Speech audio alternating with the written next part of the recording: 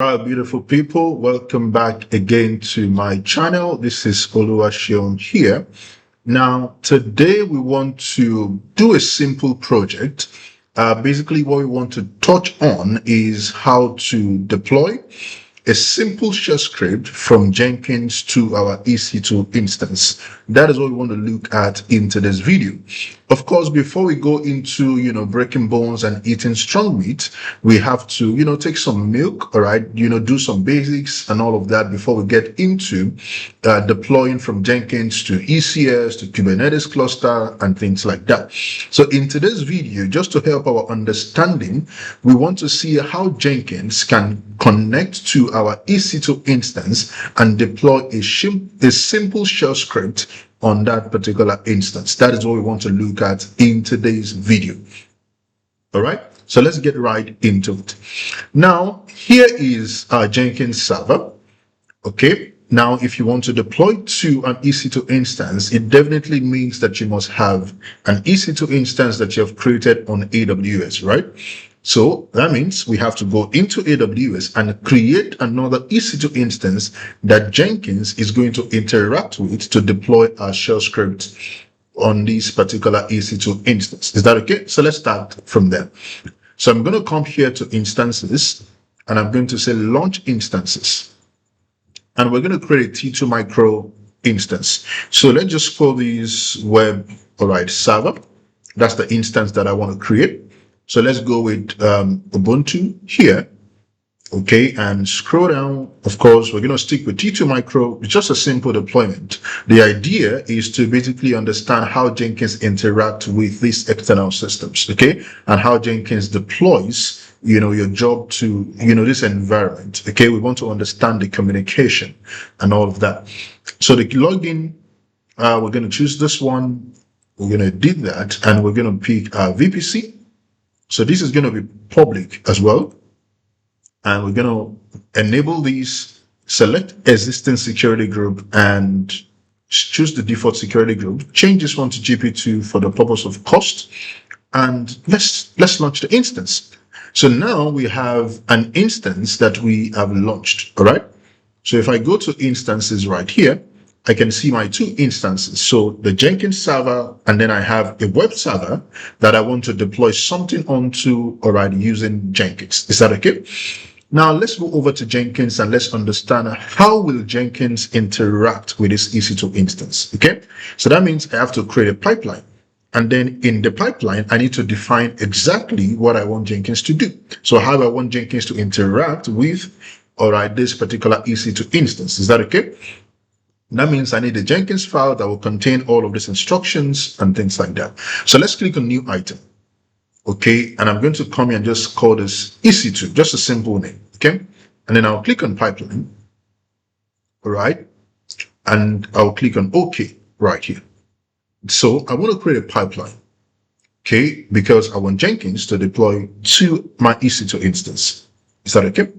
Now this is, the pipeline settings. Here you can give it a description. So I'm just going to say deploy to EC2 instance. That's what I'm just going to give it description. Now I'm going to leave all of these build triggers and everything that you see here. And I'm going to come here to the pipeline section. Now I want to show you something. Now, when you're writing your Jenkins file, which is your pipeline script, there are two ways to write in the script. So there is the declarative way and there is what you call the imperative way. Okay, so what's the difference between the two, and what is a declarative pipeline script and what is an imperative pipeline script? Now we need to understand these things because these are interview questions. I mean, these things can look basic, but at the end of the day, sometimes these basic things determine whether you're going to get the job or not at the end of the day. Okay, because sometimes this can even be a trick question, right? Somebody can ask you, oh, is Jenkins pipeline written in declarative language or an imperative language? Okay, now you can't just say, well, it's written in declarative. You have to be able to tell them, oh, it's written in declarative, and you can also write it in imperative, and then you state your reasons why. Is that okay? I mean, that's a better approach for answering that question. Now, there is declarative and there is imperative. So let's try to understand first. So if I come here to try pipeline, I can see what is called a scripted pipeline. So if I click on the scripted pipeline, you can see what I have right here. Now, this is what you refer to as what's an imperative pipeline. Now, what is imperative and what is declarative?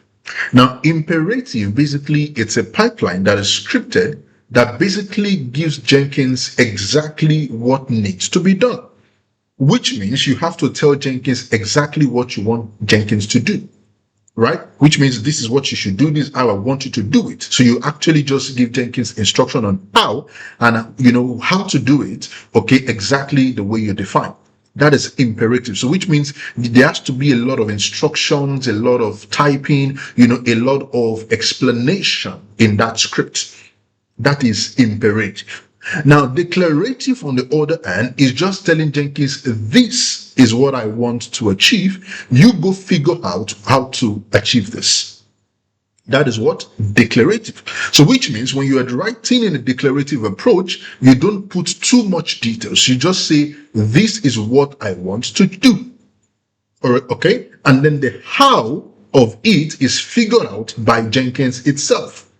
But when you're doing an imperative approach like the one we see here, you have to give Jenkins the how, right? You have to specify the how Jenkins should execute your pipeline.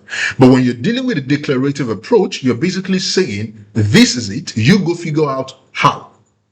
All right. So that's the difference between a declarative and an imperative. And that is why, if you look at some of the open source and popular tools that we use today in DevOps, you would realize that most of the tools now are written in YAML, in a declarative fashion. Talk of Ansible, talk of Kubernetes, talk of Docker, right? They are written in YAML. So which means you just say, this is what I want to achieve. You define what you want to achieve, and then the how is figured out by the system. So this is an imperative script. So if I come here now and I come to, try a sample pipeline, right? Or let me click on one example, say hello world, right? Now, this is an example of a declarative pipeline. Now, if you look at this declarative pipeline, or let's even go with something a bit more, all right. Now, this is what you call a declarative pipeline. If you look at this pipeline, there are not too many details. It only tells Jenkins the agent is any, which means you can run on the Jenkins server, or anywhere. The tool, this is basically the tool that I want to use, Maven, to build my job. And if you look at the stages here, you have the steps. Just basically defining these are the things that I want you to do. All right. So how Jenkins is going to pull something from the Git repository is the business of Jenkins. How Jenkins is going to SH into, using Maven and all that is basically Jenkins' edict. So declarative is, this is what I want to do. The how is figured out by the system. Imperative is, this is how I want you to do it. And then I give you the whole instruction. So that means when you're dealing with imperative, you have to give a lot of information. There has to be a lot of explanation, so that the system can know exactly how you want your thing to be done.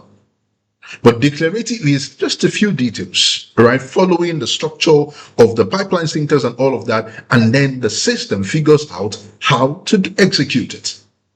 Okay, so that is what declarative and imperative basically mean. So if you go to an interview one day and they ask you, which one is the best approach? Should we write a Jenkins pipeline in an imperative approach, or should we employ a declarative approach? Now you understand how to explain to them why you need to go with declarative over imperative.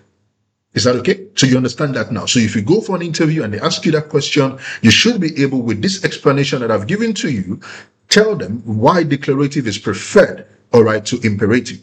And why the new tools, Kubernetes, Ansible that I mentioned, they are adopting the declarative approach instead of the imperative, all right, approach. All right, so let's get into our own script. So now, here is the pipeline script. So now I can actually come here and say, try a sample pipeline. I can delete all of these and then paste in my own, all right, script right here. I can do that. And that is exactly what we are going to do. Now, another thing that I need to mention is this. Now, when you put in the script here, you still have to tell Jenkins how to connect to the instance, right? Now, if you want to connect to your EC2 instance locally, what do? there's what you call SSH. Is that okay?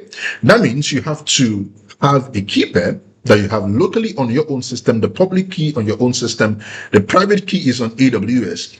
So with the public key that you have locally, what do? You connect using that public key, all right, to connect to your instance that has the private key. And then if both key matches, all right, there's going to be an exchange, and then you're able to connect to that instance, and then you're able to do whatever it is that you want to do on that particular instance. Is that okay? All right. Now, if you look at what I have on my screen, this is my Ubuntu machine. So I have SSH'd into my Jenkins server, right? Now, the same way is exactly what Jenkins also needs to do.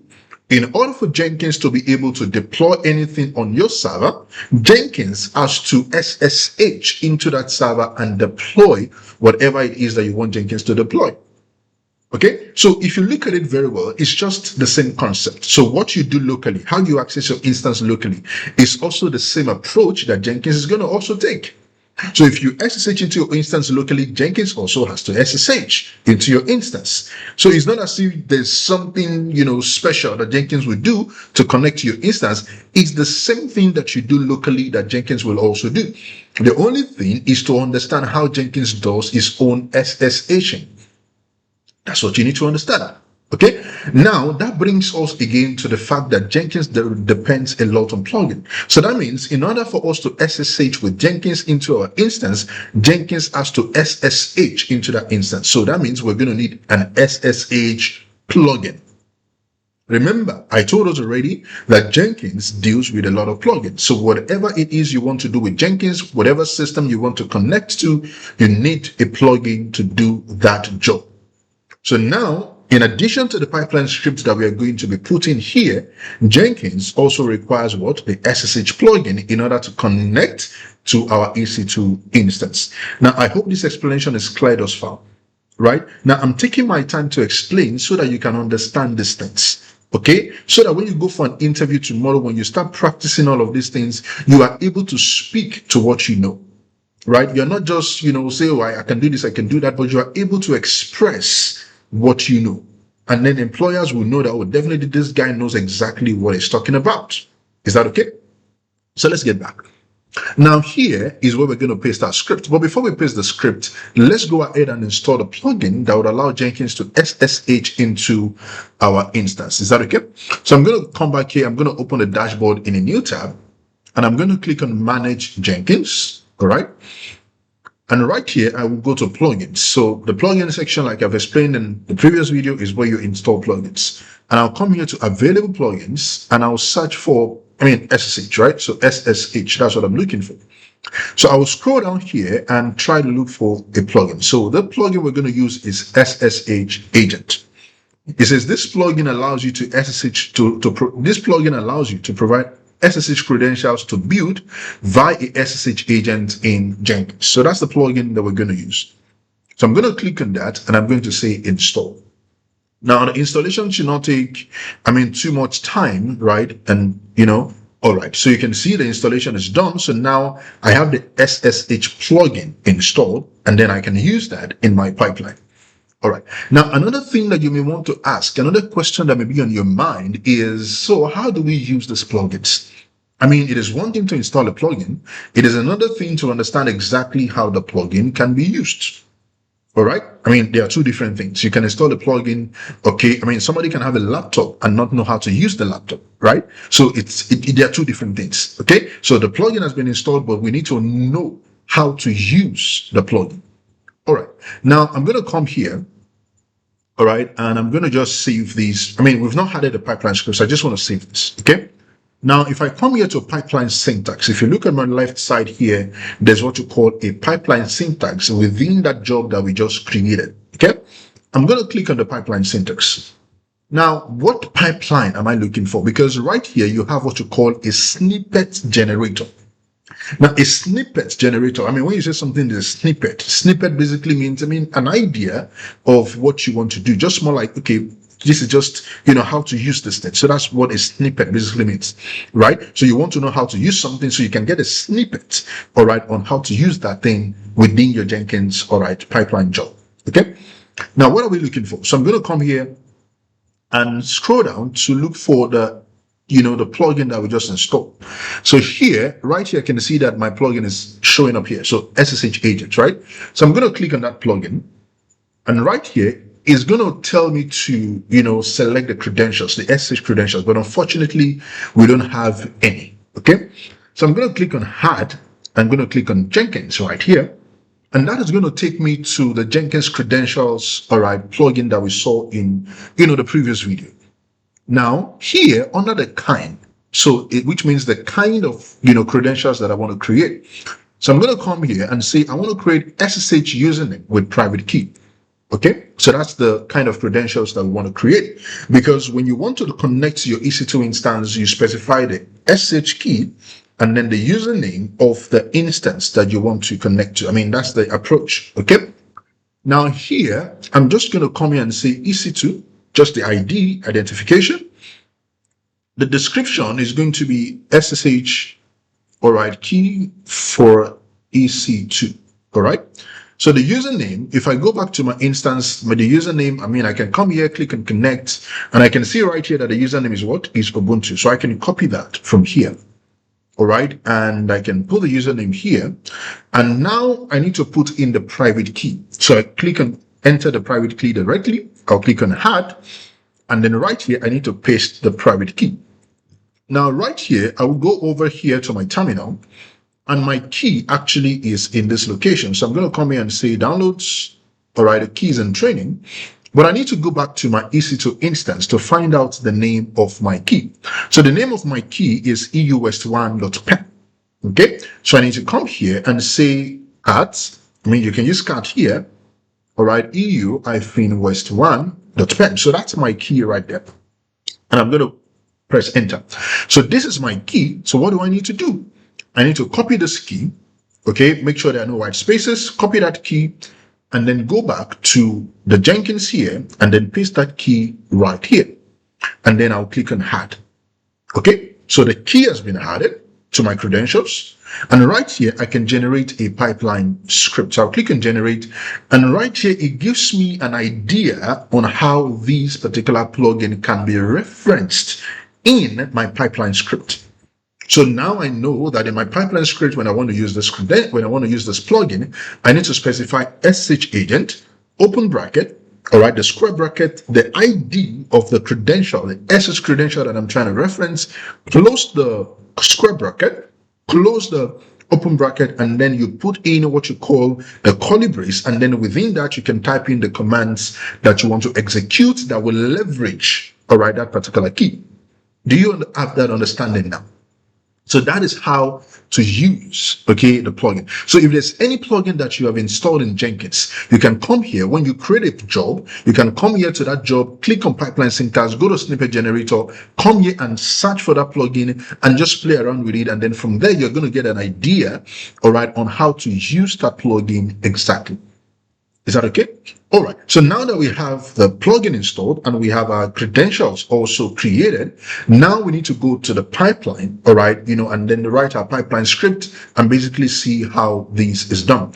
Now, I already have the pipeline script created for us, all right, just to take, that headache off us, okay? Now, this is the shell script that we want to deploy over to our EC2 instance, okay? Now, you will notice that we have not logged into that EC2 instance. I mean, for now, we've not done that, okay? We've not logged into it. So we want Jenkins to log into that EC2 instance and then execute this particular shell script that we have right here. That's what we want Jenkins to do. So this is a shell script that we have. So this shell script, I mean, if you followed us, for a while now, you will realize that we did a project some time back, which is, deploying to multiple EC2 instances using a shell script. I mean, we did a project like that. Now here is a sample or a shell script. I mean, something that we've used before, but this time around, this is an Ubuntu, kind of shell script because we're using an Ubuntu machine. We want to take the script, okay, and deploy it with Jenkins. This script is going to install Apache web server and then download the template from one website, okay, like that, and then extract the content of that website or the template into the HTML directory and all of that, right? That's what this script is about. So this script is what we want to take, hand over to Jenkins and allow Jenkins to do the deployment, all right, for us. That's what we want to achieve. Now, here is the Jenkins file that we want to use for that. So let me walk you through what the Jenkins file is about before we copy it and run this particular script. So you have your pipeline, which is, in the last video I showed us, the structure of the Jenkins pipeline, right?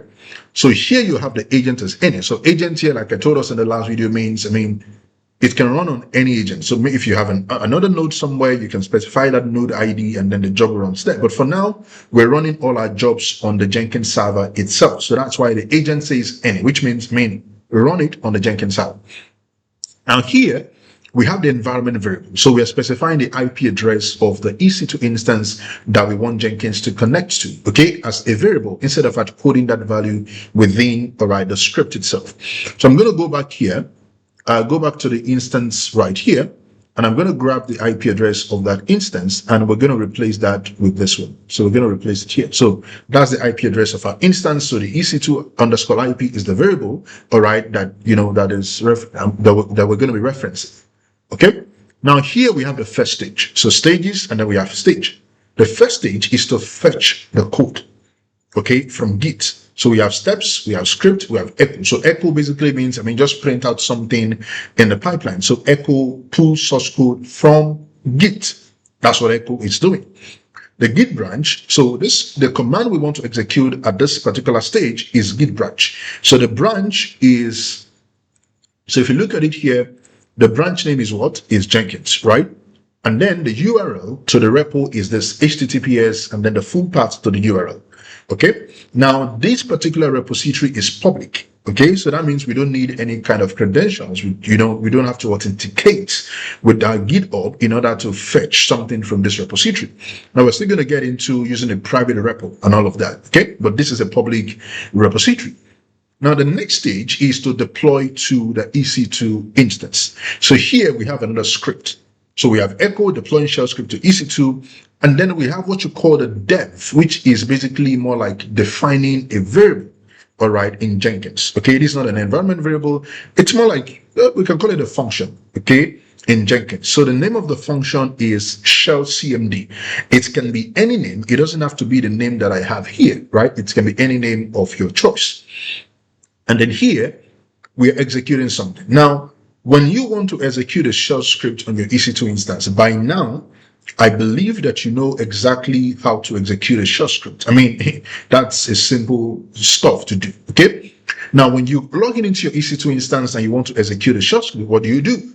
You basically do chmod plus X and then the name of the shell script to basically make that script executable. Right? So once you have done that, you now execute that script using // and the name of the script. That's what we do on the EC2 instance when you want to execute a shell script. Okay? Now in Jenkins, there really is not way to do the chmod plus X. We really don't have a way to do that. So the way to do it in Jenkins is to say bash dot and then the script, all right, that we have right here. So this is the script that we have here, okay? So we're going to say bash dot and then the name of the script. So basically, we're saying that Jenkins is going to execute the script using what? Using bash. And then the system understands that better, okay? Because we don't have a way to say chmod plus X and then the script, because this particular script that we want to execute is inside of a Git repo that Jenkins is going to pull, all right, into its own workspace and then copy that script to the EC2 instance and execute it. Okay, so the best way to approach it is to say bash // and then the name of the script. Okay, now here we have the ssh-agent. Now that's the plugin that we install. Okay, so we saw the plugin already. So now we have the bracket. So here I need to change this because the name we give to our own credential is what? Is EC2. So if you go back here, all right, so the pipeline syntax, the name we give to it is what? Is EC2. So that's the name we give to it. And that's the name we have to reference here as well. So now within this particular plugin, okay, there are commands that we need to execute. You can see that the commands that follow are actually underneath that particular SSH agent because we need that key to execute the other commands. Okay? So sh, so the first thing we're doing is what? We are copying what Jenkins has pulled from the Git repository into its workspace. We want to copy that. Okay, so we are copying the web setup.sh to our Ubuntu machine. That's the first thing we're doing, because that is the script that we want to execute on our Ubuntu server. So we're copying that, and you're using what? The SEP-0. Now, if you look at what you have here, what does it mean? Strict host key checking equals to no. What does that even mean? Now, when you log into an EC2 instance for the first time, let me show us that practically for those who may not, understand or have that experience. So if I copy this, now this is our server that we have not logged into at all. Okay. Now I'm going to come here to my terminal. All right. I'm going to clear my screen and I'm going to paste it right here and I press enter. Now, if I'm logging into this instance for the first time, I see this message. Now, this is interactive. Now, in order for me to proceed and log into this server, I need to do what? I need to say yes. Now, if I don't say yes, I'm not going to be able to proceed, which means I won't be able to use this particular machine. Now, in Jenkins, normally your pipeline script is not supposed to be interactive. Is that okay? Because that will make your pipeline go into maybe a frozen mode or things like that. Okay. Now, in order to avoid this particular message that we see here, we basically pass in, all right, a keyword that says strict host key checking equals to no, which means don't bother asking me to, do I want to continue? Am I able to confirm the fingerprint and all of that? Don't bother asking me that question. Just go ahead and interact or log in into my instance and copy what I ask you to copy and just do your job. Okay, so that is what the strict host key checking is doing here, which means there is no room for interactivity. Just go ahead and do what you have been told to do. Okay, now the second command is the ssh command. So the ssh command is going to help us to now execute the script that we have copied, all right, onto the server. Now, so right here, you can see that we are using a variable here, and that is the EC2_IP, which is the IP address of the server that we want Jenkins to interact with. And of course, the username right here is what? Is Ubuntu. Now, the next command, of course, we're still using shell to execute. So ssh-o strict host key checking equals no, the same thing, Ubuntu. So this is the server that we're trying to ssh into. And this right here is the script that we're trying to what? Execute. So we have already copied the script, and so now we are executing this particular function, and that function basically carries this particular value. So what we're saying is that this particular script should be what? Should be executed, all right, on my EC2 instance using this ssh, all right, command. So that is the pipeline's configuration. So right now, what do? We can copy all of these, all right, and then go back to Jenkins, okay? You can go back to Jenkins, come to the EC2, all right, job that we have, created, go back to configure, click on configure right there, and then you can scroll all the way down, and then you can paste your script right here. Okay, that's one approach. Okay, so you can paste your script right here and then say save. And now that you have saved, you can actually do what? You can actually also build now. Is that okay? You can build now. Now click on build now.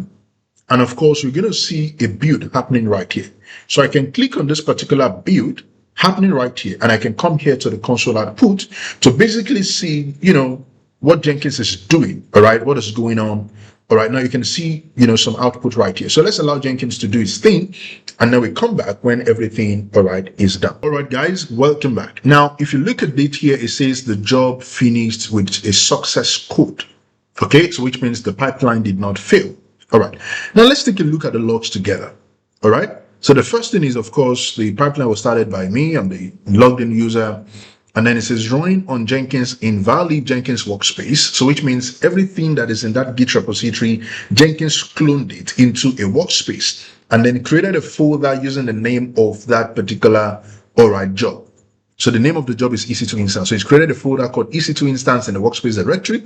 And then inside of that EC2 instance, Jenkins would have all of the files in that, Git repository that cloned into that directory. So if you want to check that, you can click here on workspace. So if you click on workspaces right here, and then you click here again, I mean, you can see the two files. So Jenkins file and the web setup sh. Okay. So those are the things that, were in the repository, and Jenkins cloned that. So if I go back to the console output, I can see here, Jenkins connected to the repo. All right, he connected to the repo, did the checkout, and then the next stage was to deploy to the EC2 instance, and it says using credentials, Ubuntu, all right, SH key for EC2, the ssh-agent was started, all right, and then this is the ID of the ssh-agent, and then it was able to connect to the instance because this ssh-agent started, and then it was able to connect to the instance, all right. Now look at it, permanently added, blah, blah, blah, to the list of, known, so he didn't bother asking us, that unnecessary question. So he basically just skipped that because of what we have passed in, right? And then it connected to that instance and then deployed all of these things, downloaded the template for us, copied that template, did all of the things that we specified there. And then after the job was done, the ssh-agent stopped, and then it says the job completed successfully. Okay, so that means if I go now to my instance, all right, so let's look at the security group. Do we have port 80 opened up? Yeah, we have port 80 opened up. So that means if I go now to my instance and I copy the public IP, all right, and I put it here and I press enter, right, I can actually, let's see what we have. Look at that. Okay, now let's see what we have. Now look at that. That is a simple website that was deployed with Jenkins. We didn't log in into the instance to do anything. We basically just use Jenkins to do what we would have done if we logged in into that instance. I mean, another way to have done this was to use the user data, right? Copy the shell script, put it in the user data, and you'll still have the same result. But now we can see that even with Jenkins, we can do the same thing. Okay, so with Jenkins, we can deploy, these things to our EC2 instance without logging in into the instance. Now we have a functional website. Tomorrow now, if your programmers, make some changes to the Git repo, and then you have configured, build triggers and all of that, the job will be triggered again, and then Jenkins will deploy again, all right, to your EC2, all right, instance. And you don't have to log in into the EC2 instance. I mean, that's the purpose of CI/CD. Okay, making sure that you reduce manual interaction with your instances as much as possible, and then you can use your pipeline to basically do all the configurations you want to do without even accessing your instances, all right, at all. Is that okay? So that's the beauty of Jenkins CI/CD. Now I know that what we have done may look basic, but if you pay attention to the explanations that I've given to us in the course of this video, I'm sure you're going to find some great value and insight in those explanations, all right, that we have given. Okay, so it may look basic, but of course, pay attention to the explanation, be able to do this yourself, be able to explain some of the things that I've explained to us. And of course, by the time we start getting to the advanced use case of Jenkins, like deploying to ECS cluster, like using the Docker agent and things like that, I'm sure you're going to even get more value, all right, from all of those ones as well. But what we have done today, I believe, has given us so much value, and I can't wait, all right, to see you on the next one where we take our knowledge a notch higher as we, walk through this Jenkins series together. So thank you so much, and I'll see you on the next one.